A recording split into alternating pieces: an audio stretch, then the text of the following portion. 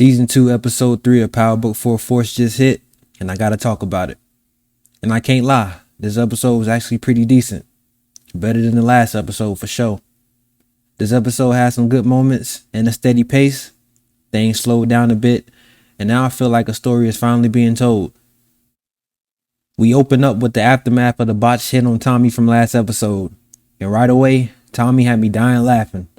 He was sounding like a white DMX the way he was going off. But Tommy had some good moments this episode. He was getting shit done for real. But some of his old habits are starting to come back. This man is really thinking about cracking open Maria when there's chaos going on in the streets. I'm telling you now, this Maria thing is not going to be a happy ending. I feel like something will happen to her. And Miguel will be at war with Tommy if that happens. Speaking of Miguel, he was angry as hell in this episode. An angry little man. He should have had that energy for El-Che last week. But oh well, gotta look strong. But this dude is ruthless. He off two of his soldiers and gave them Roblox hands. Don't mess with that nigga. But his demise is creeping around. I can just feel it. If he doesn't smarten up fast, he will fall.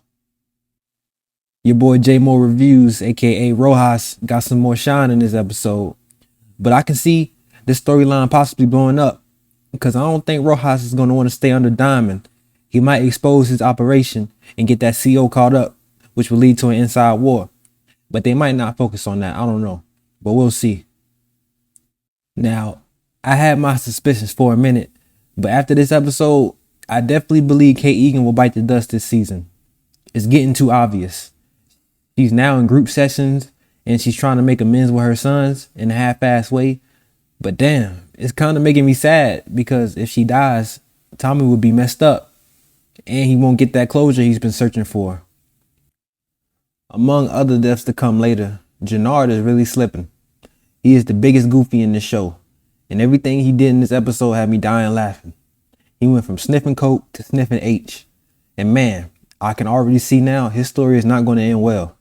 It's too much dysfunction in his crew. They don't respect him, and the Serbs is on his ass. They straight taxed him and took his ride. I felt bad for him for a minute there. But you gotta have your ducks in a row, dog. Killing Lil K was needed, but he did it so sloppy. And I don't think so, but it may trace back to him.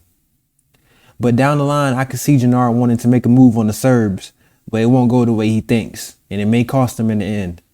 The Flynn family will destroy themselves. All of them are dirty and making the wrong moves.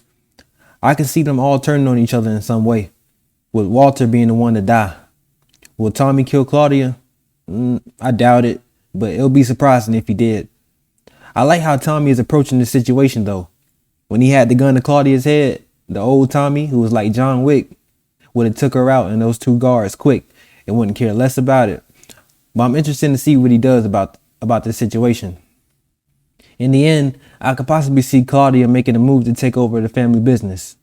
Vic will probably want out of the game, but right now his character is a wild card, and him and Walter will definitely come into conflict soon. And Tommy may use this to his advantage. The feds finally got their Power Rangers task force. They so damn boring. But what was that cop DeFranco so mad at Stacy for? He literally told her last episode she'll have the task force, but now that she got it in a different way, he was mad about it. I just thought it was so funny how mad he was. I don't know what the feds' plans are, but they not catching nobody. When have they ever? The last person they ever caught was Lobos, and he still escaped.